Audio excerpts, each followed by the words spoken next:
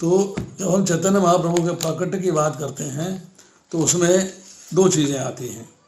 एक है बहिरंगा कारण, मतलब जो कारण हमें दिखाई देता है, और एक है अंतरंगा कारण जो हमें दिखाई नहीं देता है, जिसके बारे में समझना पड़ेगा, जानना पड़ेगा, कोशिश करनी पड़ेगी उसको समझने की। तो भगवान ने भगवद गीता में कहा, सर्वज्ञोतमं भूय शनु मे परमं वचः इष्टोऽसि मे दृढ़मति ततो वक्ष्यामि ते हितम्। चूंकि तुम मेरे अत्यंत प्रिय मित्र हो, अतः मैं तुम्हें अपना परम आदेश जो सर्वाधिक योग्य ज्ञान है बता रहा हूं, इसे अपने हित के लिए सुनो। भगवान बता रहे हैं अपना परम आदेश, but I am going to tell you, you have to follow it.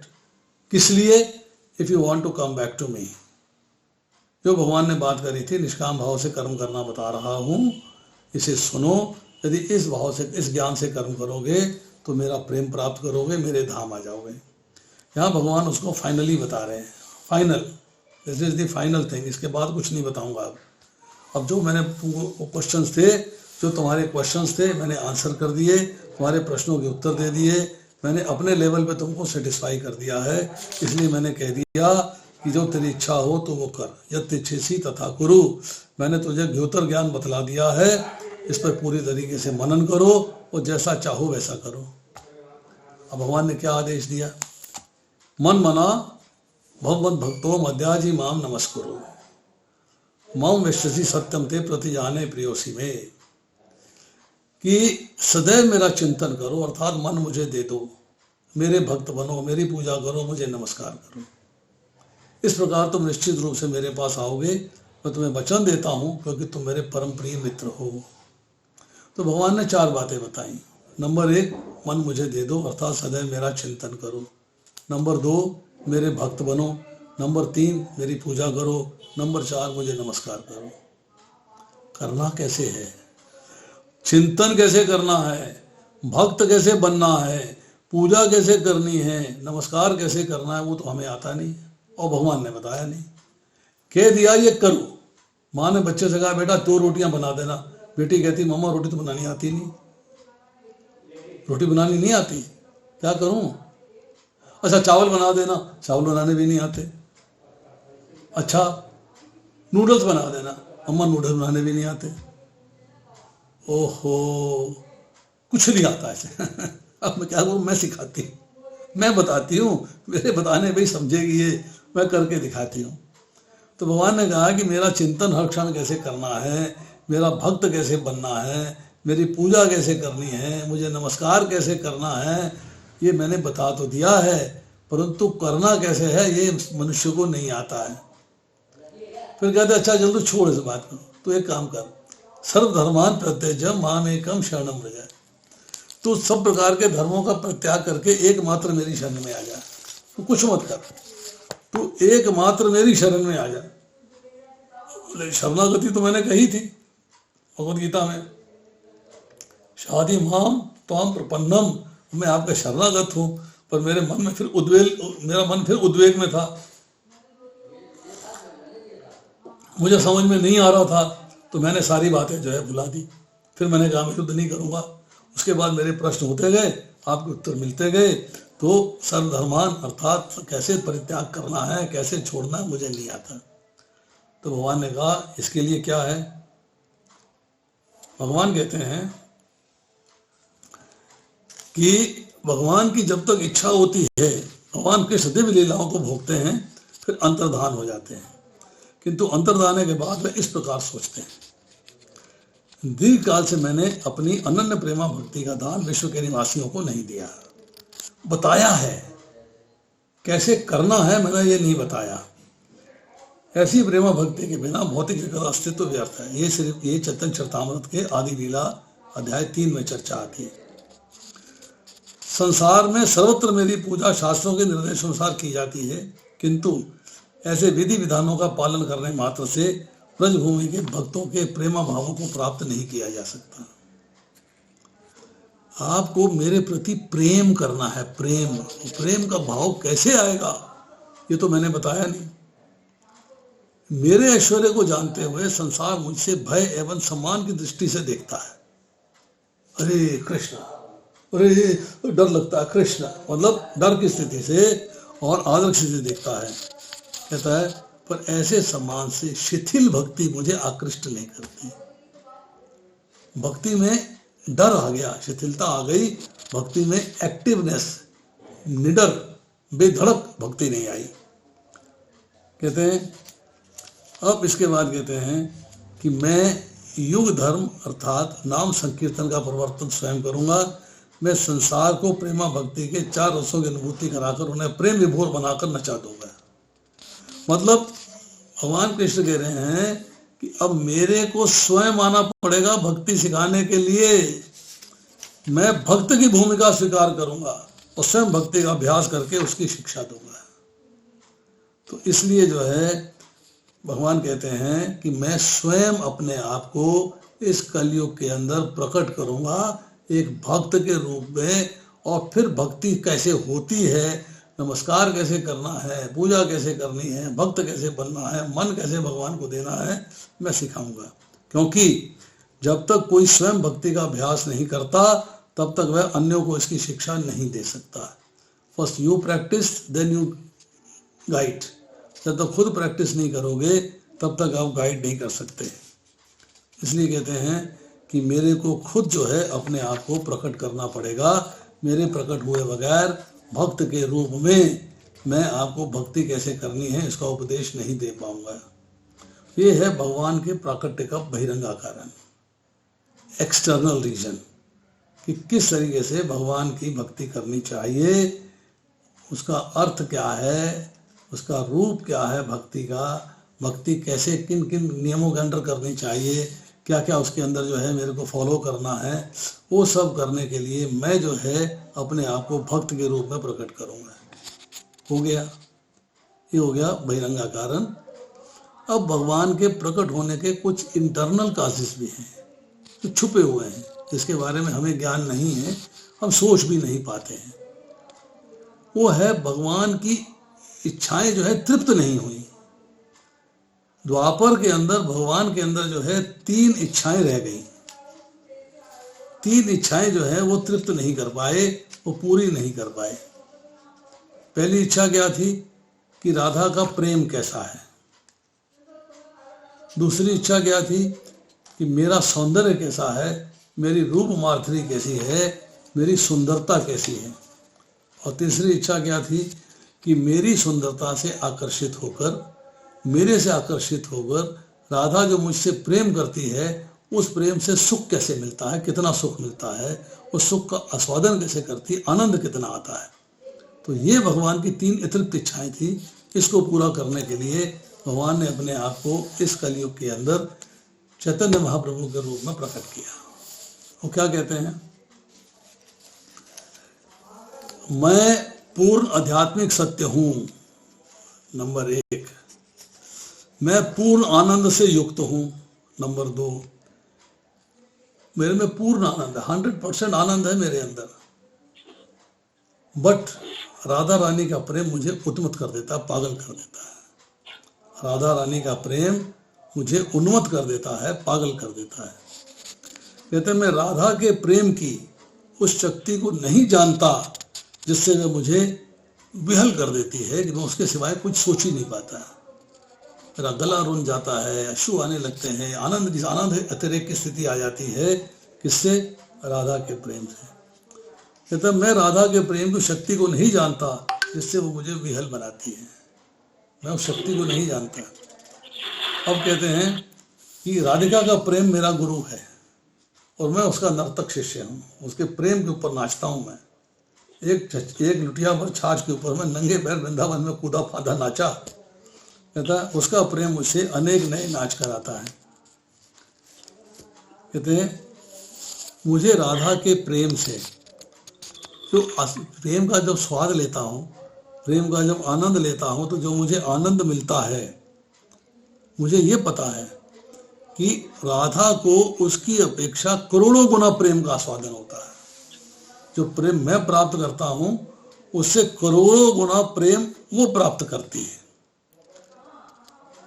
कहते हैं जिस प्रकार राधा का प्रेम सर्वव्यापी है, उसमें विस्तार की गुंजाइश नहीं, फिर भी वो निरंतर बढ़ता रहता है। निश्चित रूप से उसके प्रेम से बढ़कर कुछ भी नहीं है, लेकिन उसके प्रेम में गर्व नहीं है, दम्भ नहीं है, अभिमान नहीं है। ये उसकी महानता का सूचक है। कहते हैं राधिका उसी प्रेम की परम आश्रय है और मैं उसका एकमात्र विषय हूं। ऑब्जेक्ट मैं हूं। कहते मैं उस आनंद का आस्वादन करता हूं जिसका पात्र है प्रेम का विषय, किंतु उस प्रेम की आशय राधा का आनंद करोड़ों गुना अधिक है। राधा करोड़ों गुना अधिक आनंद प्राप्त करती है। अब कहते हैं कि इस प्रकार से सोचते हुए भगवान कृष्ण उस प्रेम का आस्वादन करने के लिए उत्सुक थे। अब उनके हृदय में एक प्रेम प्राप्त करने की अग्नि धधकने लगी, डिजायर खड़ी हो गई। फिर सोचते हैं ये तो मेरी पहली इच्छा थी, दूसरी इच्छा भी है, सेकंड डिजायर भी है।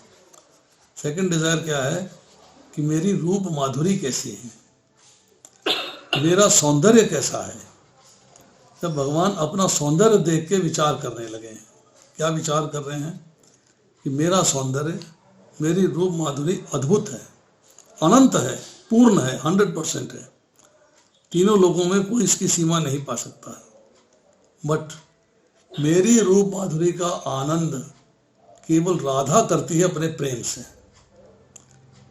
अपने प्रेम से। वो मेरे माधुरी के अमृत का स्वाद लेती है, आस्वादन करती है। अब फिर कहते हैं यद्यपि राधा का प्रेम शीशे की तरह स्वच्छ है, क्लियर है, बिल्कुल एकदम ट्रांसपेरेंट, क्लियर, परंतु उसकी स्वच्छता प्रतिक्षण बढ़ती जाती है। पूर्ण है, 100% है, फिर भी बढ़ता जा रहा है, बढ़ता जा रहा है, बढ़ता जा रहा है। फिर कह रही मेरी रूप माधुरी, मेरी सुंदरता में आगे बढ़ने की गुंजाइश नहीं है, परंतु जब राधा का प्रेम सामने आता है, वो जब उसकी फीलिंग्स, उसके भाव, उसके विचार आते हैं, तो मेरा जो सौंदर्य है वो नित्य नवीन होता जाता है और बढ़ता जाता है और बढ़ता जाता है। अब एक कंपटीशन है मेरी सुंदरता में और राधा के प्रेम रूपी शीशे में। राधा के प्रेम में, मेरी सुंदरता में कंपटीशन है, दोनों बढ़ रहे हैं, कोई हारना नहीं चाहता है। Nobody wants to lose। मेरा माधुर्य प्रतिदिन नवीन होता रहता है और भक्तगण अपने अपने प्रेम के अनुसार उसका आस्वादन करते हैं। तो जब मैं अपने माधुर्य को शीशे में देखता हूँ तो उसका आस्वादन करने को मन करता है, किंतु मैं ऐसा नहीं कर सकता। यदि मैं उसका आस्वादन करने का उपाय सोचता हूँ तो मैं राधिका पद के लिए लालायित जान पड़ता हूँ कि राधा कैसा प्रेम करती है, कैसा आस्वादन करती है, मैं वो करना चाहता हूँ। I want to see that. कहता है मुझे को आश्चर्य होता है, कृष्ण के सौंदर्य में एक स्वाभाविक शक्ति है, वे स्वयं कृष्ण समेत सब नारियों के हृदय को पुलकित कर देता है। उनकी मीठी बांसुरी, मीठी वाणी और बांसुरी को सुनकर या उनके सौंदर्य को देखकर सबके मन आकृष्ट हो जाते हैं। यहाँ तक कि स्वयं कृष्ण भी उस माधुर्य का आस्वादन लेने के लिए प्रयत्नशील रहते हैं।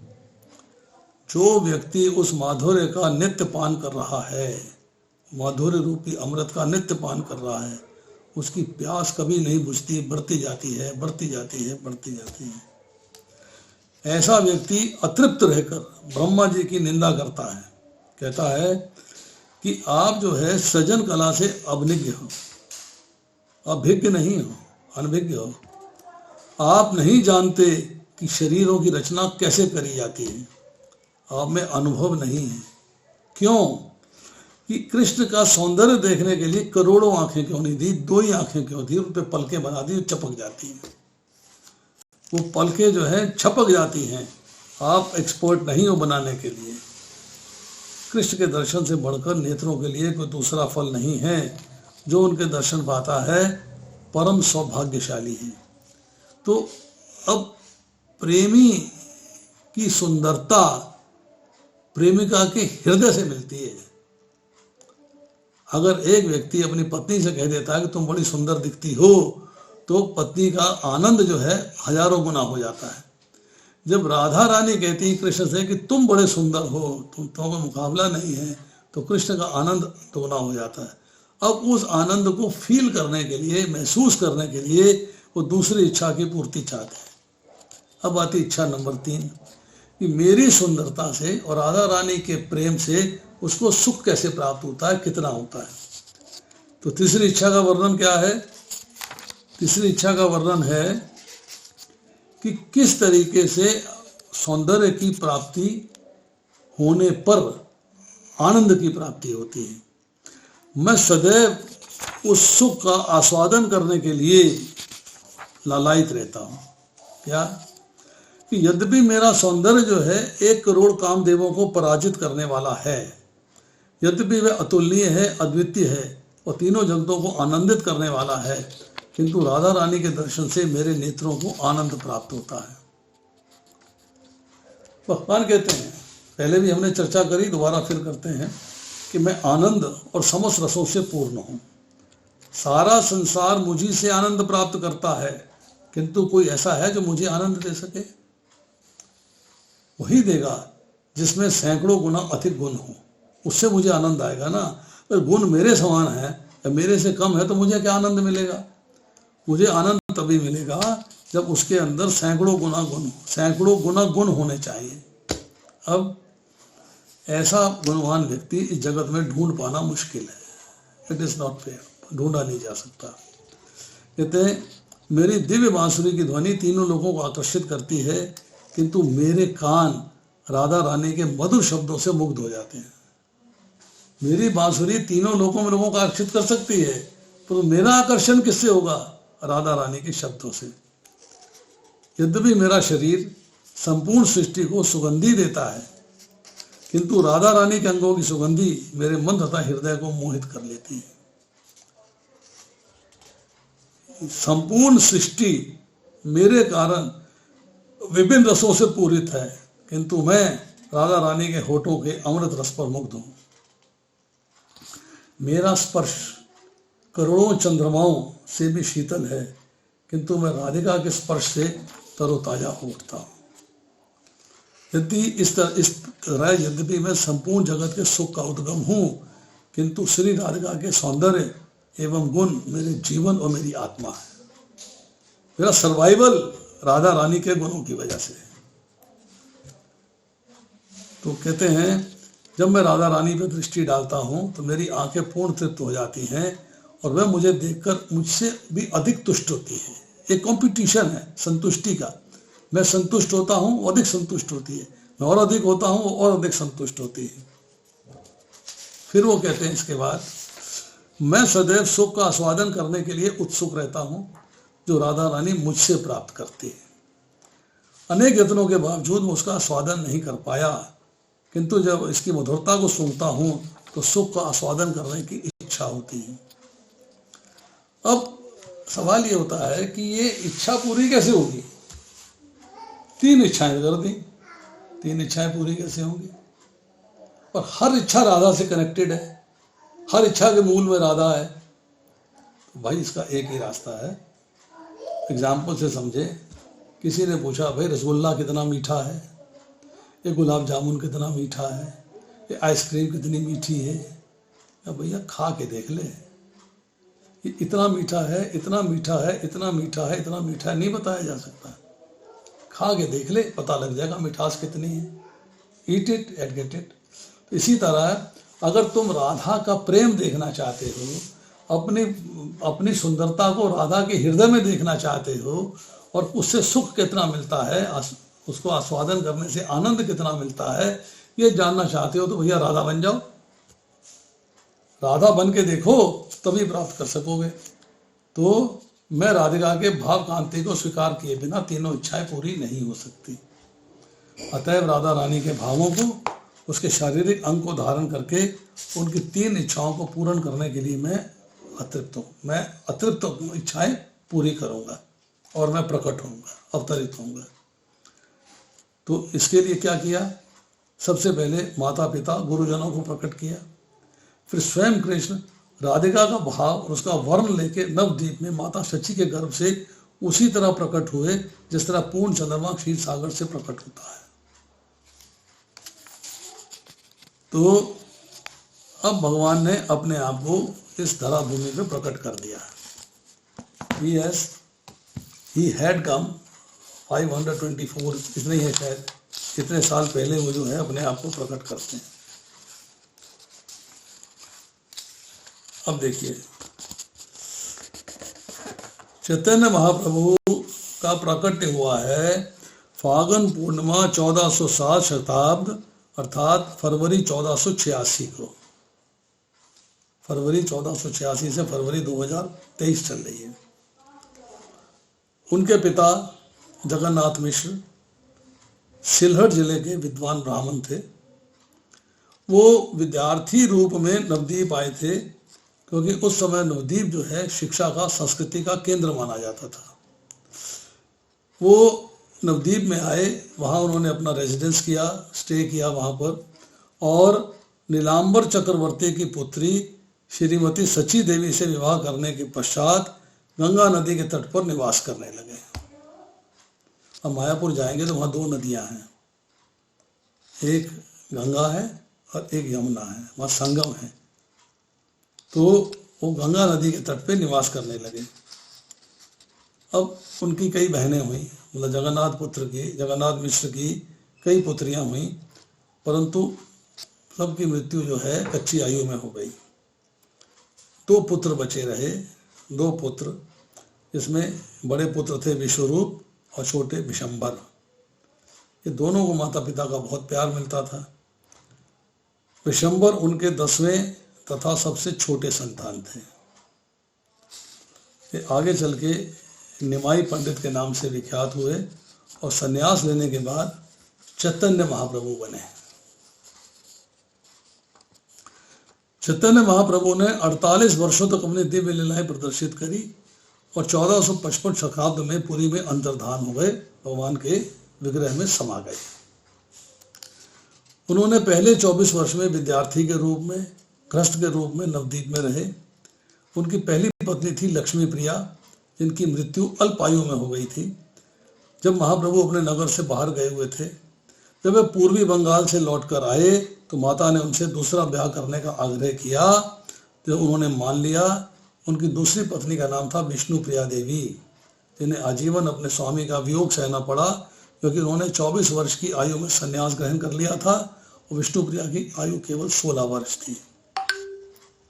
संन्यास ग्रहण करने के बाद महाप्रभु ने अपनी माता श्रीमती सची देवी के आग्रह पर जगन्नाथपुरी को अपनी कर्मभूमि बना लिया। Yes, I stay in Jagannathpuri. पर वहाँ पे 24 साल रहे। बीच में से 6 साल जो है वो दक्षिण भारत में भ्रमण करने के लिए चले गए। श्रीमद् भागवत का उपदेश देते उन्होंने भ्रमण करने में समय बिताया। अब चैतन्य महाप्रभु की बहुत लीलाएं हैं, बहुत सारी कथाएं हैं, करेंगे तो पूरा दिन चाहिए। वो आप जो है छोटा सा ग्रंथ अवेलेबल है, भगवान चैतन्य महाप्रभु उनका जीवन तथा शिक्षामृत। एक है चैतन्य महाप्रभु प्रेमावतार, छोटे छोटे 2 ग्रंथ हैं, 2 बुक्स हैं, उसको लेके आप पढ़ सकते हो। उसको पढ़ने के बाद आपको जो है कहानियाँ हैं, वो स्टोरीज हैं, समझना कोई मुश्किल नहीं है, उसको आप पढ़ सकते हो, आपको उससे बड़ा आनंद की प्राप्ति होगी।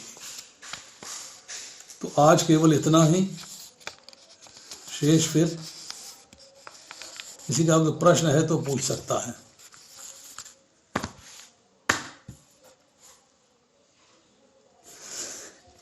यस,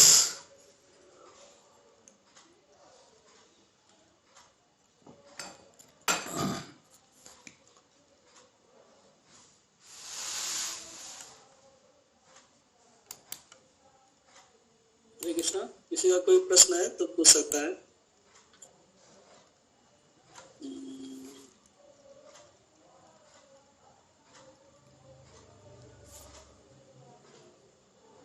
मंजू माता जी ने हाथ रेज किया है। माता जी अपने आप को अनम्यूट कीजिए, क्वेश्चन पूछिए आप। हरे कृष्णा प्रभु जी, दंडवत प्रणाम। दंडवत प्रणाम माता जी। प्रभु जी, आपने ये कौन सी अभी तो बुक्स बोली, चैतन्य महाप्रभु की शिक्षामृत और नहीं, ये है जी ग्रंथ, देखिए आप। ठीक है, शिक्षामृत, हाँ ठीक है। ये उनका जीवन तथा शिक्षामृत। छोटी सी किताब है, इसको पढ़ना चाहिए। इसमें काफ़ी ज्ञान भी दिया हुआ है, बहुत अच्छा समराइज कर रखा है और लाइफ हिस्ट्री सारी बताई हुई है इसके अंदर। एक और है किताब ऐसे ही, इतनी ही मोटी है वो, श्री चैतन्य महाप्रभु प्रेमावतार। दोनों किताबें पढ़ सकते हैं, आपको आनंद मिलेगा। ठीक है प्रभु जी, एक प्रश्न और पूछूं। विष्णु प्रिया जी क्या राधा जी की अंश थी या कुछ उनके में ऐसी शक्ति थी? ये आपको किसने बता दिया? नहीं, मैं पूछ रही हूँ मेरे भाई कि ये वो जो उनकी पत्नी बनी वो कौन थी? मतलब वो राधा जी की उनमें कोई शक्ति थी या उनका अंश था? बताया किसी ने नहीं, मैं तो पूछ रही हूँ। देखिए, उनकी दो पत्नियां हैं। पहली थी लक्ष्मी प्रिया, दूसरी थी विष्णु प्रिया। विष्णु प्रिया जो है वो किसका अंश थी ये तो बताना मुश्किल है, पर कहा जाता है कि लक्ष्मी जी का अंश थी वो। लक्ष्मी जी ने अपने आप को विष्णु प्रिया के रूप में प्रकट किया था।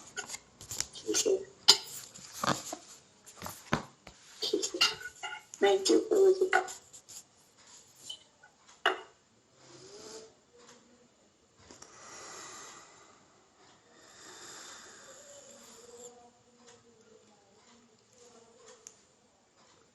समाप्त करें प्रभु, कीर्ति मुकुंद प्रभु। हरे कृष्णा प्रभु जी। हाँ ठीक है प्रभु जी, यही पर विराम देते प्रभु जी। अभी तो किसी का प्रभु जी, एक हाथ, बार धन्यवाद करेंगे। किसी का हाथ तो खड़ा नहीं है, तो इसलिए समाप्त कर देते हैं। चैट में देख लेते हैं, 2 लोगों का चैट मैसेज है। तो प्रभु जी को पहला एक बार है, धन्यवाद पहले करेंगे। है संगीता माता जी का हरे कृष्णा प्रभु जी, दूसरा है दीपक बजाज प्रभु का Hare Krishna Prabhu ji. Thank you Prabhu, thank you. Hare Krishna to all. Hare Krishna. तो प्रभु जी के बार धन्यवाद करेंगे, तो से बोलेगा हरे कृष्णा हरे कृष्णा हरे कृष्णा हरे कृष्णा हरे हरे हरे राम हरे राम राम राम हरे